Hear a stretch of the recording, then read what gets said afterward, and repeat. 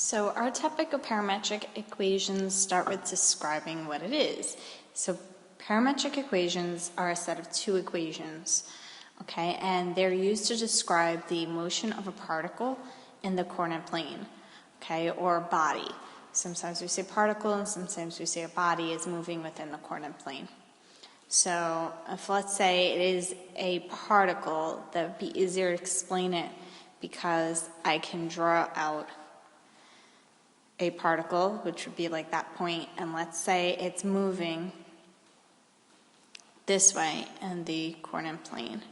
It's following a certain path, okay? And so we need to know what that path is in terms of two equations because it will indicate at a certain time where that particle is, okay, at different times. So, with that being said, there is a parameter t, and t is time. Okay?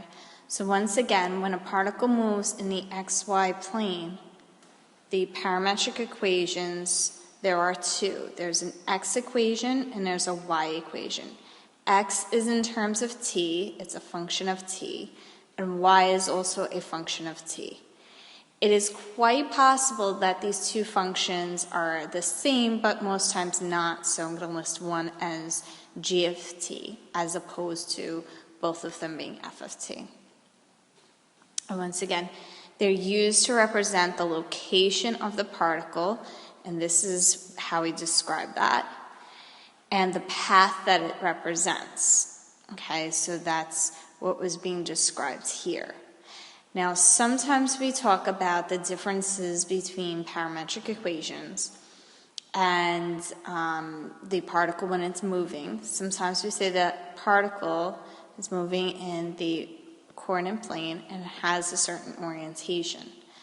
From this diagram that I happen to draw here, okay, its orientation is from left to right. But sometimes it can actually go the other way. It can be right to left. It can go around, which I made it very silly looking, but that would be clockwise. And a lot of times it's counterclockwise, just like we find our angle measures in trigonometry. I did not spell out counterclockwise correctly. Counterclockwise. Much better. Okay, so let's move on. Now, related to what I had said before, okay, we have x, y as the location of where a particle or a body is in the coordinate plane. And x is a function of t. That makes t the independent variable, okay? And x and y are the dependent variables. I know you're very used to y being in terms of x, like something like this, and x being the independent variable and y being the dependent variable. Not anymore. Let's completely erase that. And once again, okay, x is a dependent variable. It depends on what you plug in for t. Same thing with y. It's a dependent variable. It's what you plug in for t. All right, we're going to take a look at an example problem here. This is find a parametrization for the line segment with endpoints of 2, -3, and 4, 1.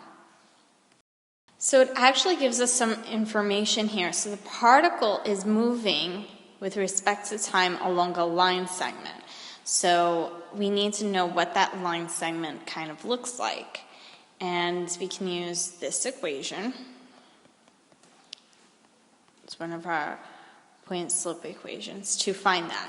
That implies that we know the slope, and if we find the slope here, we end up with the slope being 2. So I'm going to plug in 2 for the slope, and I'm going to pick one of these points, first point, for our values of, hold on, x sub 1 and y sub 1. Okay, it could be x sub 0 and y sub 0 if you're saying, hey, this is an initial point. But you can also say that's the first point. It does not matter. but make sure it falls into this form. Okay, so we end up solving and getting y equals 2x minus 7.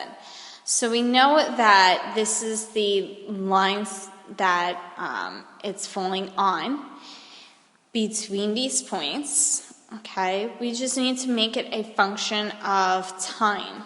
So we need x to be in terms of t. We're not restricted as to what we can make x, so we just need to make x anything in terms of t. So let's say x of t is just t. That would imply that y of t would be 2t minus 7. We just kind of plug that in. Okay? Now, with parametric equations, like this problem we have here, this is not the only answer. Perhaps somebody else may say, hey, I don't want it to just be t. I want it to be t plus 1. Well, if it's t plus 1, we have to plug in t plus 1 instead and solve that for y. So it's y in terms of t. That'd be 2t minus 5. Okay, and this can keep going. So if you're asked to find a set of parametric equations, you can give many sets, and they should look different than like your friends. So you can even do something like this. It's t squared. So you're plugging in t squared, and you get 2t squared minus 7. Okay, and so on. You can make it the square root of t. And y of t is 2 radical radical t. That was supposed to be a t. Hold on. You have to be neat so you can read your own handwriting. There we go, I'm fixing it. Plugging in radical t. So that would be 2 radical t minus 7.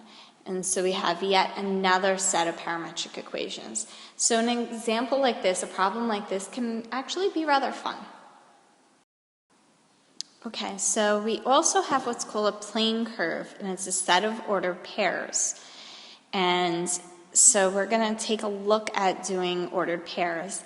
And let's say x and y are given, and they are parametric equations, meaning they're functions of t. Okay? I know example 2 is being asked, but I want to do this set of parametric equations in example 3. And here we go. In your graphing calculator, you can change the mode from function over to where it says PAR, and that's for parametric equations. And if you go to your table, you can end up putting in any sort of t values you want. Okay, you could put in -1/2, 0, 1/2, 1, 3/2, 2, and we're going to do that. I'll make some space here. And so it gives us the x values if you put in the x equation, which this is not hard to do by hand. And it also gives you the y equation. When you hit the variable key, it no longer comes up as x, it comes up as t. So it's pretty awesome if you check that out. Okay.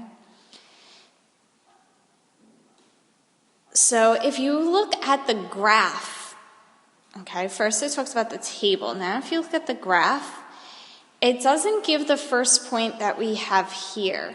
So let's actually kind of sketch this out. The first point that we have is at -1/2, 0. And it's not included. It only starts at 0, 1. Any ideas as to why our calculator is not showing that point? That's right. T can be 0 or greater, but it cannot be negative. So, with that being said, it's not plotting that point. So, as you plot these points, you may notice that you're going from left to right, and that's the orientation. You can connect these if you want to put an arrow somewhere indicating the direction. Usually I don't, especially if it goes around, it kind of gets confusing, but you can put it in there. So that's the answer for example 2. Okay, and we actually sketched the curve for example 3 as we were talking. Okay, so you don't need to include this point. You could find any value for t in your set of parametric equations, but you should only start when t is 0. And that's it. All right, so if you're asked for the plane curve, you draw it out. If you're asked for the orientation or maybe how to plane curves different, talk about its orientation. Good luck.